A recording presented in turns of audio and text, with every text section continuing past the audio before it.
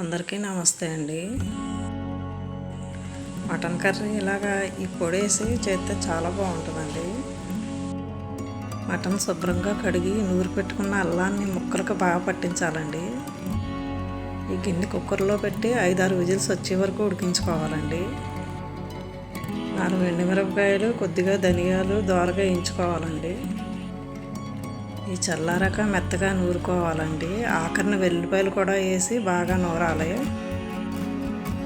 అలాగే 5 లవంగాలు, ఒక యాలక్కాయ, చిన్న దాల్చిన చెక్క మెత్తగా నూరుకోవాలండి. మసాలా స్టవ్ మీద గిన్నె పెట్టుకుని 4 చెంచాలు నూనె పోసుకోవాలి. నూనె కాగాక ఉల్లిపాయ ముక్కలు వేసి ఒక చెంచా ఉప్పు కలిపి వేయించుకోవాలండి. ఉల్లిపాయ ముక్కలు వేగిపోయినాయండి. ఇందులో కొద్దిగా పసుపు, ఒక చెంచా కారం వేసి కలుపుకోవాలి. ఇప్పుడు నూరుకున్న మసాలా వేసి కాసేపు వేయించుకోవాలండి. అలాగే నూరుకున్న పొడి కూడా వేసి కలపాలండి.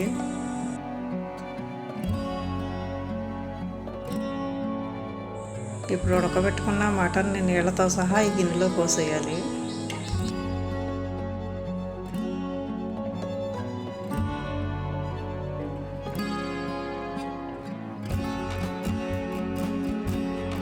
ఒకసారి బాగా కలిపి మంట మీడియంలో పెట్టుకుని ఉడికించుకోవాలండి.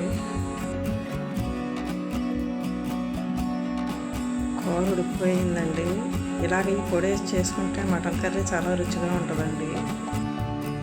ఈ వీడియో మీకు నచ్చితే లైక్ చేయండి, షేర్ చేయండి, సబ్స్క్రైబ్ చేసుకోండి. అలాగే కామెంట్ కూడా చేయండి. ఉంటానండి.